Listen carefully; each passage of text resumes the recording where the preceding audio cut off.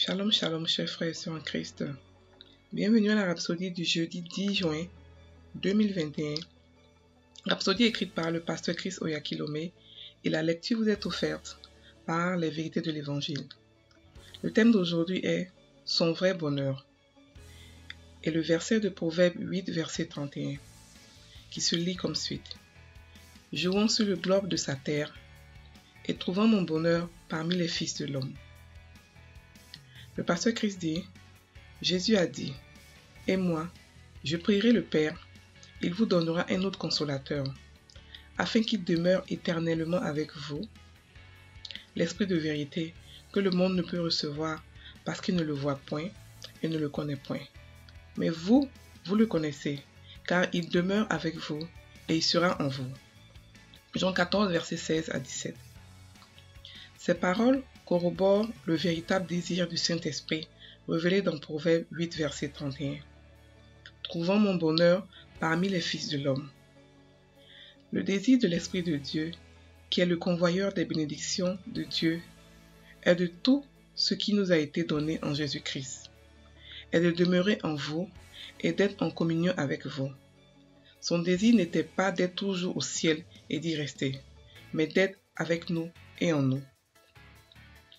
Cela explique une raison majeure pour laquelle nous sommes remplis de l'Esprit Saint. Il est venu vivre en nous parce qu'il nous aime et désire une communion profonde avec nous. C'est pourquoi Jésus nous a encouragés à communier avec l'Esprit Saint. Cela nous rappelle aussi la belle prière de Paul pour les chrétiens à Corinthe. 2 Corinthiens 13, verset 14. Que la grâce du Seigneur Jésus-Christ, l'amour de Dieu et la communication du Saint-Esprit soient avec vous tous. À la fin de toutes choses, son désir ultime sera manifesté parce que Apocalypse 21, verset 3 dit « Et j'entendis du trône une forte voix qui disait « Voici le tabernacle de Dieu avec les hommes. Il habitera avec eux, et ils seront son peuple, et Dieu lui-même sera avec eux. Béni soit Dieu. » Pensez au fait que cette merveilleuse personnalité et infinie de la divinité, le Saint-Esprit, vit en vous dans sa plénitude, faisant de vous le quartier général de ses opérations sur la terre. Vous êtes sa maison mobile, portant sa grâce, sa gloire et sa justice. Cela a toujours été son désir. Alléluia. Si vous apprenez à être en communion avec le Saint-Esprit, il transformera votre vie. Il fera en sorte que la gloire de Christ soit visible et s'exprime à travers vous comme vous ne l'avez jamais cru possible. Alléluia. Fin de la rhapsodie. Le pasteur ici explique que Dieu, le bonheur, pour Dieu, le vrai bonheur, c'est d'être au milieu de ses enfants, d'habiter avec nous, de rester avec nous, de communiquer avec nous, d'avoir une relation intime avec nous. C'est pour ça qu'il a nommé, et le pasteur a nommé ce rhapsodie aujourd'hui son vrai bonheur. Et Proverbe 8 qui dit « Trouvant mon bonheur parmi les fils de l'homme ».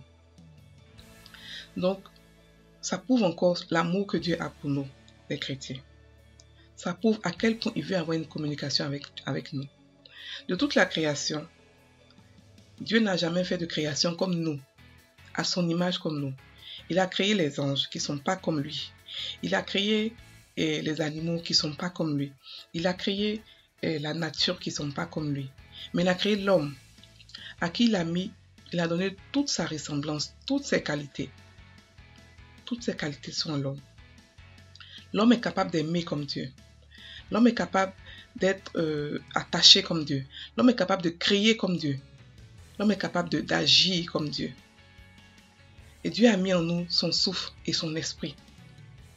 Parce qu'il nous aime, plus que toute la création, plus que toute autre création. Et le pasteur ici nous explique que ce qu'il veut, c'est de rester avec nous. C'est de demeurer avec nous. La Bible dit qu'il est avec nous et il est en nous. Donc il est deux fois en nous. Lorsqu'il est en nous, il nous remplit. Et lorsqu'il est avec nous, il est notre meilleur ami, notre confident, à celui à qui on dit tout, on parle tout, on rit, on fait tout à la fois. Je vous exhorte, frères et sœurs, à avoir une relation intime avec le Saint-Esprit.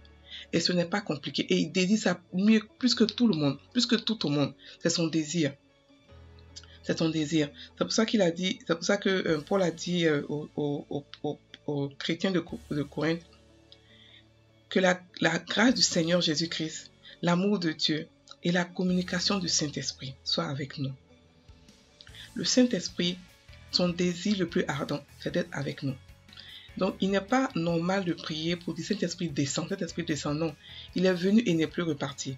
Depuis le jour de la Pentecôte, lorsqu'il est venu, la Bible n'a jamais dit qu'il est reparti. Il est venu habiter avec nous. Il est venu rester, il est venu faire son quartier général dans chaque être, dans chaque chrétien. Donc, lorsque vous priez, vous dites cet esprit descend, ce n'est pas biblique. Il est avec nous. Ce que vous avez à faire, c'est de vous remplir de lui par la prière, par les psaumes, par les chants spirituels, par la prière, par l'étude biblique. Même en prêchant, vous êtes remplis du Saint-Esprit. Donc, frères et sœurs, je vous exhorte à chercher cette relation intime pour ne plus dépendre de qui que ce soit, mais de lui seul. Parce que si vous ne dépendez pas de lui, vous allez dépendre des hommes.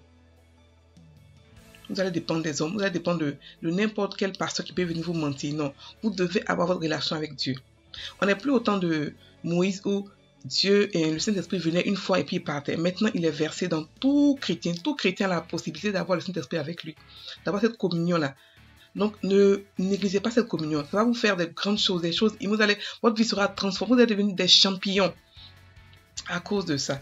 La Bible dit dans Jean 14, verset 7 à 17 que le monde ne peut le recevoir parce qu'il ne le voit point et ne le connaît point. Mais vous le connaissez, car il demeure en vous et sera en vous.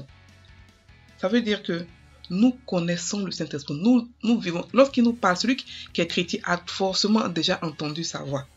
Aucun chrétien ne peut dire qu'il n'a pas entendu la voix du Saint-Esprit. C'est impossible. C'est lui qui te dit, va prier. C'est lui qui te donne des conseils doux. C'est lui qui te dit, non, ne fais pas ça. C'est pas bien, tu vas blesser quelqu'un. C'est lui. Et cette communication, il veut que ce soit un peu plus approfondi. Il veut vous parler à tout moment. Parce que Dieu ne fait que parler. Dieu ne fait que parler.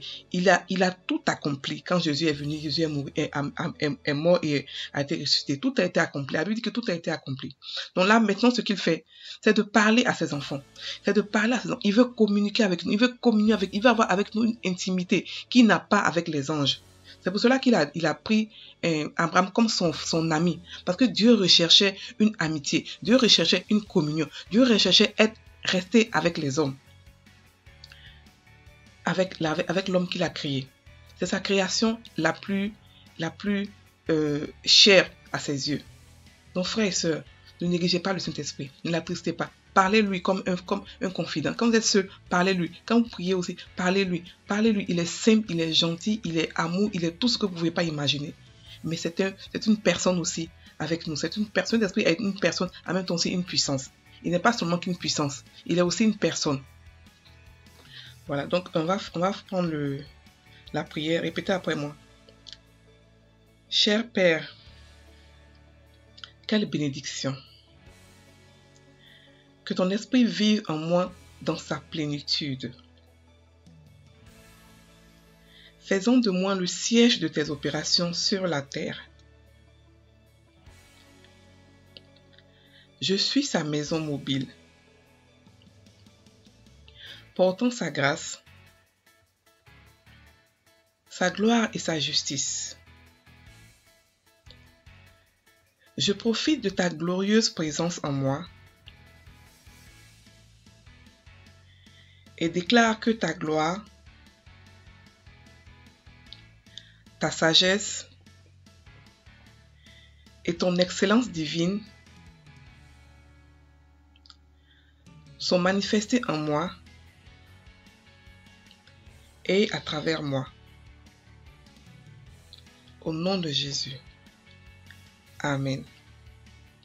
Soyez bénis, frères et sœurs en Christ. Passez une excellente journée.